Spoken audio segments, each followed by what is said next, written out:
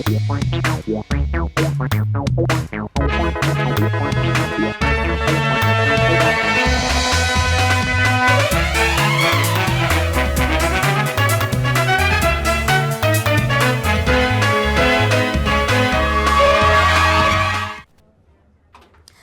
आप देख रहे हैं राष्ट्रीय समाचार में आपके साथ हिमानी। नजर डालते हैं आज की हेडलाइंस पर।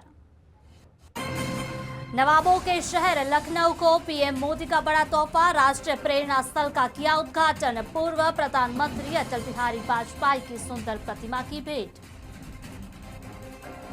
पीएम मोदी ने सांसद खेल महोत्सव को किया संबोधित, पीएम मोदी ने बॉक्सर नीरज से की बातचीत, बॉक्सर की बातचीत का वीडियो हुआ वायरल। लखनऊ में सड़कों पर जलाए बांग्लादेश के झंडे, लगाए मुर्दाबाद के नारे, हिंदुओं को किया जागरूक, बांग्लादेश के राष्ट्रपति की तस्वीर जलाई। विजेता डिजिटल इंडिया थंडर बनी चैंपियन, श्रेयसी सिंह और विजय सिन्हा ने खेलकर उत्साह बढ़ाया, संदेश फेयर प्लेयर और महिला सशक्तिकरण पर जोर।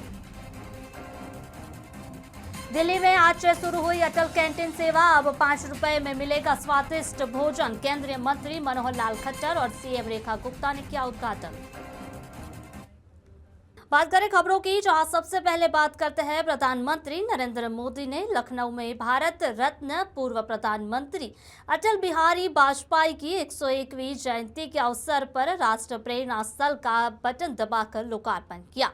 इस मौके पर उन्होंने भारत रत्न पूर्व प्रधानमंत्री अटल बिहारी वाजपेयी, डॉक्टर श्यामा प्रसाद मुखर्जी और पंडित दीनदयाल उपाध्याय की विशाल कांस्य प्रतिमाओं का भी अनावरण किया। इसके बाद जनसभा को संबोधित किया। पीएम मोदी ने कहा, 2014 से पहले भाजपा को अछूत माना गया, जबकि हमारी सरकार ने कांग्रेस नेता रहे और पूर्व राष्ट्रपति प्रणब मुखर्जी को भारत रत्न देकर सम्मानित किया।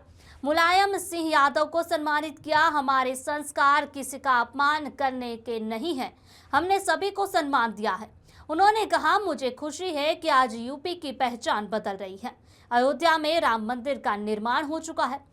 प्रदेश विकास के रास्ते पर आगे बढ़ रहा है। लोकार्पण समारोह को संबोधित करते हुए प्रधानमंत्री ने कहा कि आज लखनऊ को एक नया प्रेरणा स्थल प्राप्त हुआ। हमारे लिए आत्मसम्मान, गौरव और सेवा का प्रतीक है। यह राष्ट्र प्रेरणा स्थल हमें संदेश देता है कि हमारा हर कदम, हर प्रयास राष्ट्र निर्माण के लिए समर्पित है।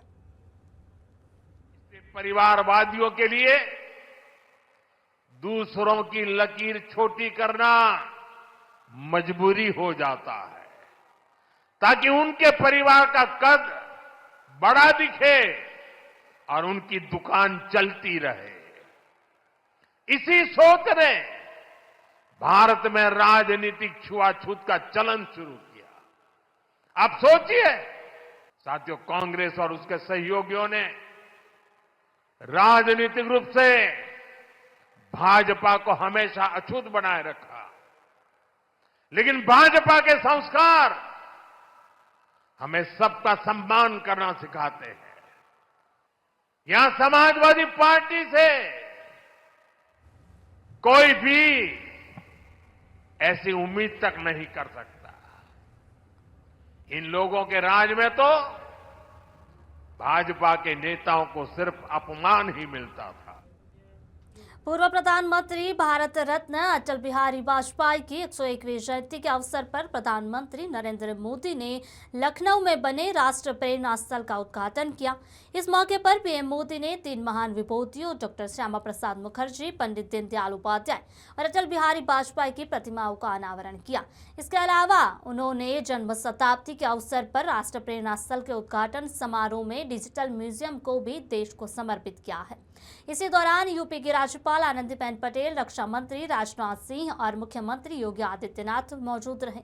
कार्यक्रम के दौरान मुख्यमंत्री योगी आदित्यनाथ ने प्रधानमंत्री नरेंद्र मोदी को पूर्व प्रधानमंत्री अटल बिहारी वाजपेयी की सुंदर प्रतिमा भी भेंट की है। प्रधानमंत्री नरेंद्र मोदी ने सांसद खेल महोत्सव को वर्चुअली संबोधित किया। पीएम ने इस दौरान खिलाड़ियों और युवाओं की जमकर सराहना करते हुए उनका उत्साहवर्धन किया। पीएम मोदी ने इस कार्यक्रम में सिरसा से आए बॉक्सर नीरज सिंह से बातचीत की। उन्होंने नीरज को उसी अंदाज में जवाब दिया जिस अंदाज में भारतीय बॉक्सर ने पीएम से सवाल किए। पीएम और नीरज के बीच की बातचीत का इस मजेदार वीडियो सोशल मीडिया पर वायरल हो रहा है, जिस पर लोग अलग अलग प्रतिक्रिया दे रहे हैं। पीएम ने इस दौरान कहा कि 2014 से पहले खेल विभाग में और टीम चयन में होने वाली अनियमितताएं अब खत्म हो गई हैं। गरीब परिवार के बच्चे भी कड़ी मेहनत और प्रतिभा के दम पर शीर्ष स्तर पर पहुंच रहे हैं। युवाओं में खेल संस्कृति और नेतृत्व क्षमता को बढ़ावा देने के लिए आयोजित सांसद खेल महोत्सव के मौके पर प्रधानमंत्री मोदी ने कहा, ये महोत्सव में शहरों से लेकर गांव तक हर पृष्ठभूमि के लोगों की सहभागिता दिखाई दी। कहा कि इसका दायरा और प्रभाव कितना बड़ा है। प्रधानमंत्री नरेंद्र मोदी ने कई खिलाड़ियों से सीधे संवाद कर उनका हौसला बढ़ाया। बॉक्सर नीरज सिंह से उनका मजाकिया अंदाज में बातचीत करना खूब वायरल हो रहा है। बॉक्सिंग और कुश्ती हमारी हरियाणा की ताकत रही है स्पोर्ट्स में। ऐसे ही हमारे युवा खिलाड़ी नीरज कुमार भी आपसे बात करना चाहते हैं। नीरज, आप प्रधानमंत्री जी से बात कर सकते हो। सर जी राम राम, हम सभी की तरफ से। नीरज राम राम।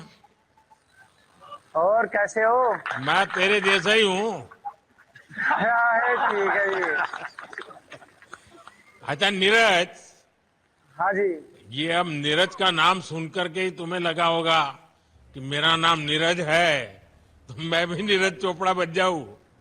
हाँ जी। भारत रत्न अटल बिहारी वाजपेयी स्मृति महिला क्रिकेट चैंपियनशिप 2025 का सम्मान समारोह बिहार के खेल मंत्री श्रेयसी सिंह और उप मुख्यमंत्री विजय सिन्हा की मौजूदगी में हुआ, जहां फाइनल मुकाबला डिजिटल इंडिया थंडर और जल जीवन स्टार्कर के बीच खेला गया, जिसमें डिजिटल इंडिया थंडर ने विजयी होकर ट्रॉफी अपने नाम की। समारोह के दौरान खेल मंत्री श्रेयसी सिंह और उप मुख्यमंत्री विजय सिन्हा भी क्रिकेट खेलते नजर आए। जहां श्रेयसी सिंह बॉलिंग करते हुए दिखी तो विजय सिन्हा बैटिंग करते हुए नजर आए। इसी अवसर पर खेल मंत्री ने कहा कि ऐसे आयोजन अटल बिहारी वाजपेयी जी की स्मृति में किए जा रहे हैं और महिला खिलाड़ियों को प्रोत्साहित करना समाज और सरकार की जिम्मेदारी है। उन्होंने कहा, खेल में फेयर प्ले और स्पोर्ट्समैनशिप बनाए रखना बहुत जरूरी है और खिलाड़ियों को सही मंच पर अवसर उपलब्ध कराए जा रहे हैं ताकि वे राष्ट्रीय और अंतर्राष्ट्रीय स्तर पर प्रदर्शन कर सके। उप मुख्यमंत्री विजय सिन्हा ने कहा कि महिला सशक्तिकरण और युवाओं को खेलों से जोड़ने के लिए यह आयोजन बेहद महत्वपूर्ण है। उन्होंने खिलाड़ियों को बहुत बधाइयां देते हुए कहा कि खेल में अनुभव और जीत की भावना जीवन के हर क्षेत्र में आत्मनिर्भरता और सकारात्मकता लाती है। क्रिकेट खेलते हुए दोनों नेताओं ने इस अवसर पर युवा खिलाड़ियों के उत्साह और खेल भावना की सराहना भी की।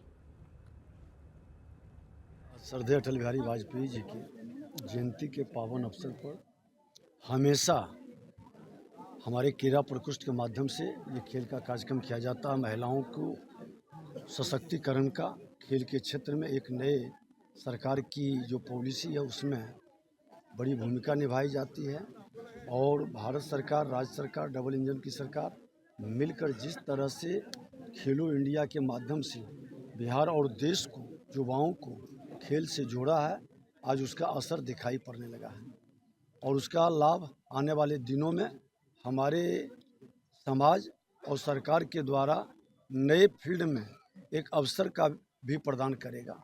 इस तरह का आयोजन क्रीड़ा प्रकोष्ठ भारतीय जनता पार्टी पिछले 6 वर्षों से करते आ रही है। निश्चित रूप से मुझे लगता है कि जब खेल की बात होती है, खेल को बढ़ावा देने की बात होती है, तो समाज और सरकार को एक साथ मिलकर काम करना चाहिए और उसी तरह से जिस तरह से जन कल्याण के काम हमेशा भारतीय जनता पार्टी के कार्यकर्ताओं द्वारा किया जाता है, ठीक उसी तरह से क्रीड़ा प्रकोष्ठ ने भी ये दायित्व अपने ऊपर उठाया है। मैं आज उन लोगों को बधाई देती हूं कि महिला क्रिकेटर्स को बढ़ावा देने के लिए इस तरह का आयोजन किया जाता है। निश्चित रूप से आने वाले समय में जिस तरह का इंफ्रास्ट्रक्चर डेवलपमेंट, जिस तरह की नीतियां, जिस तरह की पॉलिसी बिहार सरकार आज बिहार में बिहार के खिलाड़ियों को उपलब्ध करा रही है, आने वाले समय में अंतर्राष्ट्रीय जगत पर बिहार के बच्चे भी पदक जीतेंगे। ये मेरी सोच भी है, मेरा सपना भी है और मुझे पूरा यकीन है कि ये सच्चाई में भी बदलेगा। बात करें हरिद्वार के हयात प्लेस होटल में रविवार यानी कि आज 21 दिसंबर को जैन इंटरनेशनल ट्रेड ऑर्गेनाइजेशन के उत्तराखंड प्रभाग का स्थापना समारोह सफलतापूर्वक संपन्न हुआ।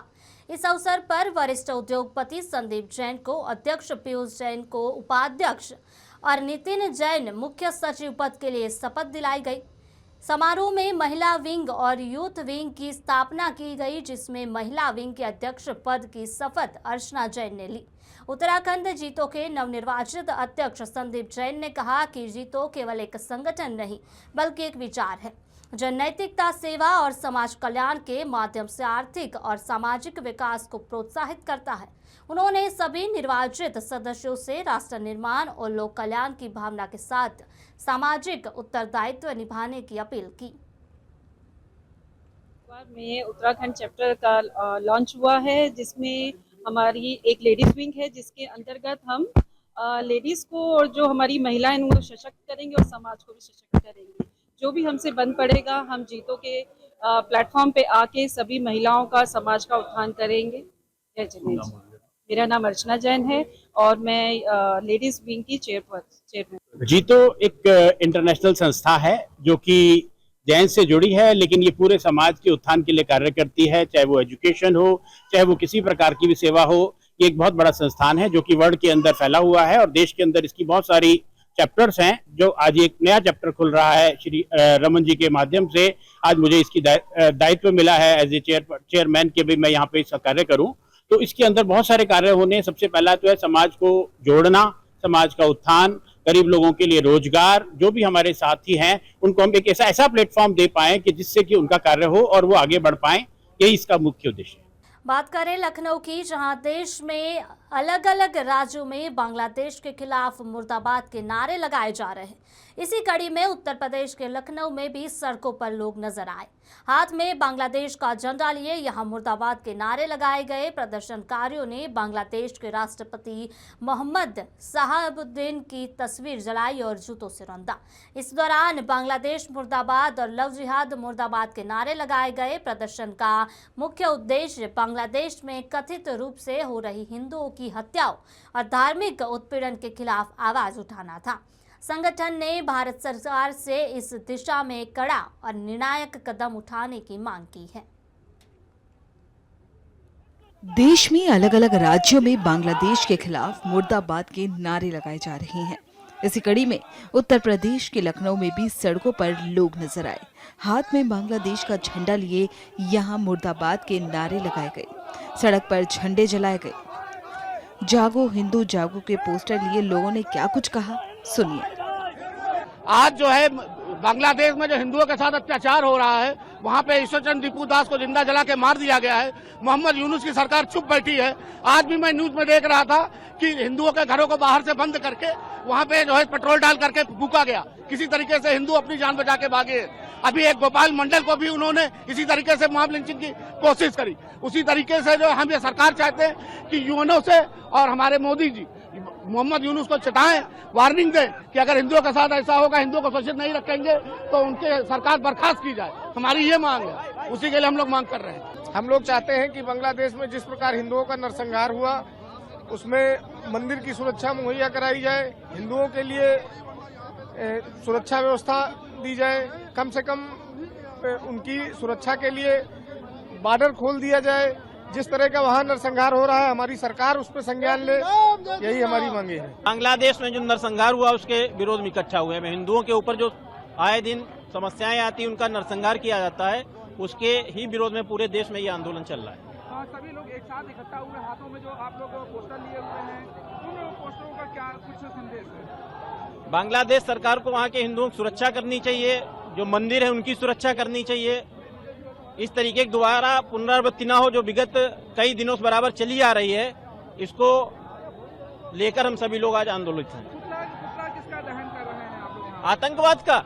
और वहाँ जो भी ऐसे इन सब आतंकवादी ही उनको कहेंगे जो इस तरीके से नरसंहार करने के लिए उतावरू हैं। बात करें बांग्लादेश में हिंदू समुदाय के दीपू चंद्र दास की निर्मम हत्या के बाद देश भर में अराजकता और विरोध का माहौल बना हुआ है।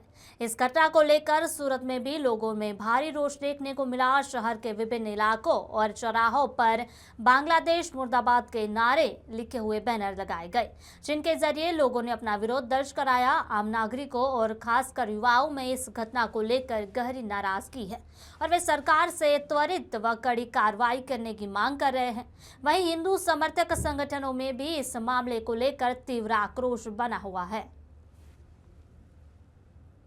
देश में अराजकता का माहौल है। वहीं देखा जाए तो हिंदू धर्म के एक युवक की निर्मम हत्या कर दी गई है। आपको दिखा देखें जिस तरह से सूरत के शहर के सड़कों पर भी बांग्लादेश के पोस्टर लगाए गए हैं, चिपकाए गए हैं, ताकि बांग्लादेश मुर्दाबाद का एक पोस्टर लगाया। आप देख सकते हैं जिस प्रकार से यहाँ पे जो पोस्टर लगाया वहाँ पे बीच सड़क पे लगाया गया है और लोग यहाँ पे आ रहे जा रहे हैं और उसको दबा कुचल के जा रहे हैं। क्योंकि जिस प्रकार से देखा जाए कि हिंदू धर्म में देखा जाए तो ये जो बांग्लादेश में अराजकता के माहौल के बीच हिंदू समुदाय के दीपू चंद्र दास की निर्मम हत्या ने पूरे देश को झकझोर कर रख दिया है। इस घटना के विशेष सूरत में लोगों में भारी आक्रोश देखने को मिला है। जिस प्रकार से आपको दिखाया शहर के जो सिविल चार रास्ता है, सिविल चार रास्ता के सर एक मंदिर है, मंदिर के जो मेन गेट के नीचे से जो रास्ता आपको दिखाएंगे वहाँ पे भी जो आने जाने के रास्ते पे भी बांग्लादेश मुर्दाबाद के जो पोस्टर लगाएंगे। आपने देखा जिस प्रकार से यहाँ पे शहर के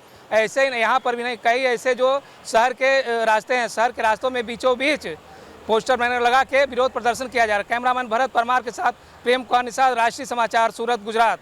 केंद्रीय मंत्री मनोहर लाल खट्टर ने 25 दिसंबर यानी कि आज नेहरू नगर में बनी अटल कैंटीन का रिमोट दबाकर उद्घाटन किया।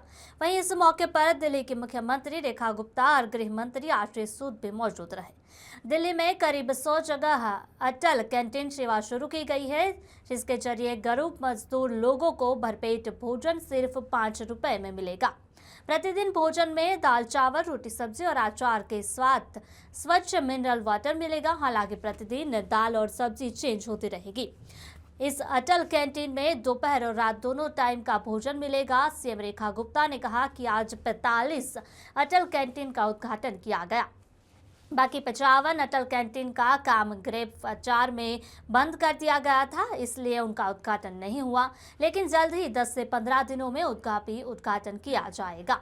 अटल जी के जन्मदिन पर इस अटल कैंटीन को जनता के लिए समर्पित किया गया है। सीएम ने कहा कि अटल कैंटीन में मिलने वाला भोजन सिर्फ 5 रुपए में दिया जाएगा, लेकिन इसकी लागत 30 रुपए आ रहा है, जिसमें 25 रुपए सरकार देगी। सरकार पूरे 30 रुपए भी दे सकती थी, लेकिन आप 5 रुपए देकर सम्मान से भोजन करें, इसलिए ये 5 रुपए रखा गया है।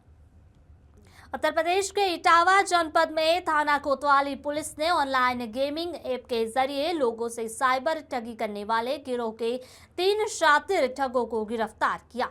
पुलिस ने गिरफ्तार ठगों के पास mobile phone, 2 luxury car, ATM card और नकदी बरामद की है।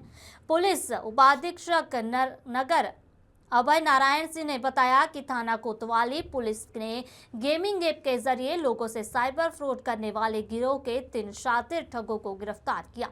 गिरफ्तार ठगों के पास 6 mobile phone, 1 bank passbook, 6 ATM card, 3 आधार कार्ड एवं 1 स्विफ्ट कार, 1 सियाज कार नकदी बरामद की गई। पुलिस की पूछताछ में गिरफ्तार ठगों ने अपना नाम संस्कार यादव, मनन शुक्ला एवं वासु भतौरिया बताया। सीओ ने बताया कि यह लोग भोले भाले लोगों को पैसे जिताने का लालच देकर गेम खिलवाते थे और लोगों को छलपूर्वक यह बताते हैं कि यह सरकार की साइट है, आप चाहो तो गूगल पर देख लो। इन लोगों ने अपने गेम की एडवर्टाइजमेंट गूगल पर पहले से डिस्प्ले की होती है, जिससे देखकर भोले भाले लोग भरोसा कर लेते हैं और इनके झांसे में आ जाते हैं। फिर अपने पैसे से इनके कॉइन्स खरीद कर गेम खेलते हैं। शुरू में तो यह लोग गेम जितवा कर थोड़ा मुनाफा करवा देते हैं, लेकिन बाद में जब लोग बड़ी बड़ी बाजी खेलने लगते हैं तो यह लोग तकनीकी छल करके हरवा देते हैं। उन्होंने बताया कि इस गिरोह का उद्देश्य केवल ठगी करना नहीं, बल्कि ऑनलाइन गेमिंग फ्रॉड को वैध रूप से प्रस्तुत करके युवक को फंसाना और डिजिटल मनी लॉन्ड्रिंग करना था। सीओ ने बताया कि थाना कोतवाली पुलिस ने तीनों ठगों को पक्का बाग से गिरफ्तार किया है। गिरफ्तारी के समय इनका एक और साथी ठग अंकित मिश्रा पुत्र सत्यनारायण मिश्रा अंधेरे का लाभ उठाकर भागने में सफल हुआ, जिसकी गिरफ्तारी के लिए पुलिस प्रयास कर रही है। पुलिस द्वारा थाना कोतवाली क्षेत्र के पक्का बाग से 3 अभियुक्तों को गिरफ्तार किया गया है, जिनके पास से 6 मोबाइल, 1 पासबुक और 6 एटीएम कार्ड, 2 पैन कार्ड, 3 आधार कार्ड, 1 स्विफ्ट कार और 1 सियाज के साथ कुछ रुपए बरामद किए गए हैं। पूछताछ करने पर पता चला कि ये एक तरह से ऑनलाइन गेमिंग खिलवाते हैं, जिसमें लोगों को विश्वास दिलाते हैं कि ये एक ऑथराइज्ड गेम खेलने का प्लेटफॉर्म है, पैनल है, और जबकि यह एक अनऑथराइज्ड गेमिंग प्लेटफॉर्म होता है जो online real money online fantasy game को खिलवाता है, जो वर्ष 2025 में बने नए कानून the promotion and regulation of online gaming 2025 act के तहत दंडनीय अपराध है। इसको खिलवाते हुए ये लोगों को सबसे पहले क्रिकेट में भी ऑनलाइन बेटिंग के लिए प्रमोट करते हैं, साथ ही प्लेइंग कार्ड खेलने के लिए प्रमोट करते हैं। प्रारंभ में लोगों को जीतने का अवसर देते हैं, फिर बाद में उनको हराने के लिए जो तकनीकी परिवर्तन है उससे लगातार हराने का प्रयास करते हैं। इन लोगों के द्वारा खुद से जनरेटेड एक क्वाइन होता है जो कि बिल्कुल फेक क्वाइन होता है, और उसके माध्यम से ही इस गेम को खेला जा सकता है। तो लोग उस क्वाइन को खरीदते हैं, खरीद करके गेम को खेलते हैं, फिर हारते हैं तो पूरा पैसा चला जाता है, जीतते हैं तो इनका कमीशन होता है, उस कमीशन का पैसा जाता है। इस प्रकार से लोगों को बहला फुसला करके एक बड़ी अमाउंट में ये साइबर ठग जैसा कार्य करते हैं। आज इन लोगों को गिरफ्तार कर सुसंगत धाराओं में अभियोग पंजीकृत किया गया है और आगे माननीय न्यायालय के समक्ष प्रस्तुत कर आगे की अग्रतर विधिक कार्रवाई अमल में लाई जा रही है। खबरों का दौर जारी रहेगा, देखते रहिए राष्ट्रीय समाचार। नमस्कार। भारतीयता के बारे में और हिंदुत्व के बारे में आपके क्या विचार है? क्योंकि ये मोक्ष है, तो अगर हमने इसमें जन्म पाया है, हर भारतीय के लिए बहुत गर्व का विषय। सुधांशु जी आरोप लगाता रहता है कि भारतीय जनता पार्टी पक्षपात करती है। हम किसी के साथ भेदभाव नहीं करते, भेदभाव वो करते हैं। जैसा कि अल्पसंख्यक समुदाय में 4 विवाह की प्रथा है। हमारे संविधान के नीति निर्देशक तत्वों में ये लिखा है कि समान नागरिक संहिता होनी चाहिए। तो आने वाले दिनों में चुनावों में भारतीय जनता पार्टी की क्या रणनीति रहने वाली है? भारतीय जनता पार्टी को प्रधानमंत्री श्री नरेंद्र मोदी जी ने सबका साथ सबका विकास